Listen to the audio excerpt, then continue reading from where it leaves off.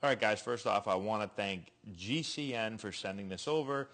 He saw this in the Mariners-Angels game, I think it was in. Yeah, I'm pretty sure it's Mariners-Angels. We've got like this really high view right here. I know some people are going to be like, man, why is the view so far away? I can't see anything. Well, I want you to be able to see the entire field. I personally think this is a pretty cool view. But just let's set it up right now. So we've got runners at first and second. We're going to have a single to center field.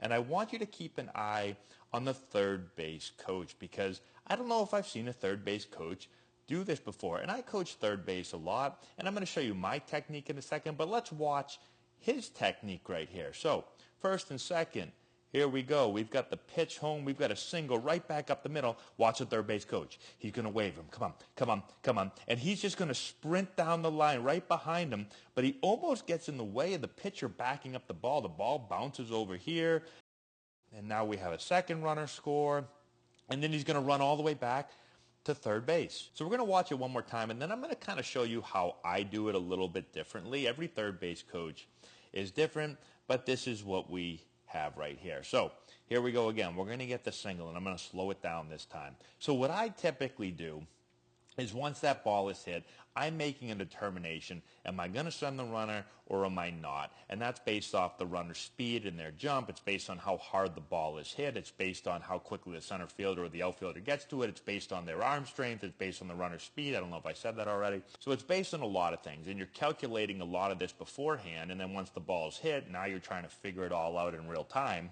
And so typically I'll be standing right about right here, and once I decide that I'm sending him, then I'm going to pass him.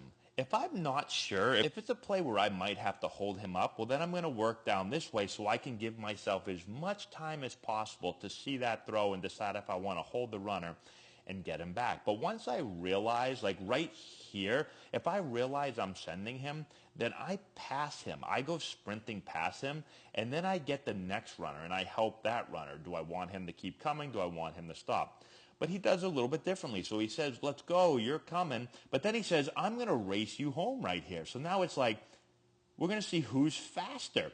And he keeps up with him for a good amount of time. But here's the thing, the throw right here, it's a little offline, but then it hits the mound and it kind of bounces off here to the side. And so the catcher's got to get over here. But if the catcher doesn't tip this ball, you can see he tips the ball and the ball comes over here.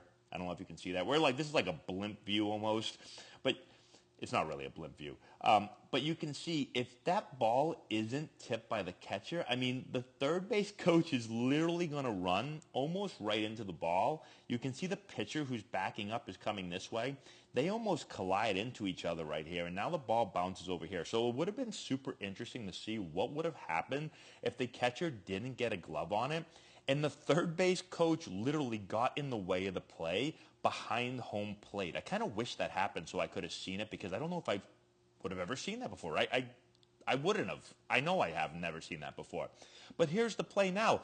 The play's still live. So now the third base coach is behind home plate. So he's like, okay, what do I do now? So now he gets out of the way. He turns. Now he's yelling at this guy to come home. But this guy's already coming home. And now he's like, shoot, I got a guy way over here. So now I got to sprint back to the bag. And now I'm pointing at the bag telling him to stay there. And then he gets all the way back to third here. So I don't know if I've ever seen a third base coach get such a workout. He gets a 90-foot sprint all the way home, and then he's got to dodge the pitcher, and then he's got to tell the next guy kind of what to do, although that guy already decided. Now he's got to run back to third base. So again, I would have done it a little bit differently, but I thought this was pretty funny. Let me know in the comment section below if you've ever seen a third base coach sprint like this and almost literally, like he could have almost slid into the plate himself if he wanted to. Let me know in the comment section below. Thanks again for watching.